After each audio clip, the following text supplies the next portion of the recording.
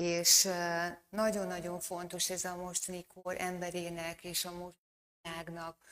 Nagyon, nagyon szeretném átadni nektek egy töredékét ennek az óriási tudásanyagnak, ennek a bizonyos csillagbölcseletnek.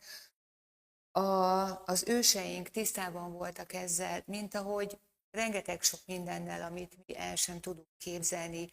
Az ősi szkíta embernek az élete így működött, része volt az univerzummal való együttműködés, a nappal, a holddal, a csillagokkal, a planétákkal, folyamatosan összhangban a világgal és az univerzummal, és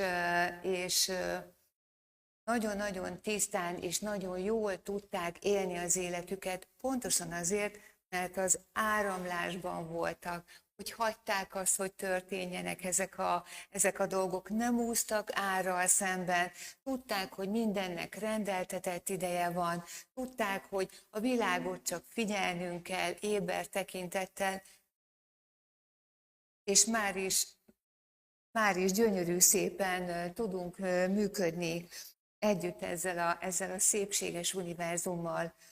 Amit nagyon fontos elmondanom és elmesélnem, hogy a csillagtudás, vagy a csillagbölcseletet a szkíta táltosok vitték el Görögországba, ahol aztán mi ezt tanultuk az iskolában, a görög mitológiát, a görög eposzokat, pedig a szkíta papoknak volt a tanulása és a tanítási folyamata, és a magyar embernek a lelke nyitott erre. Tehát, hogy mi ennek a tudásnak a magját képviseljük, nem véletlenül hívnak minket magnépének, mert a szkíta mágusok, táltosoknak a tudásanyagához tudunk egy picikét hozzáférni.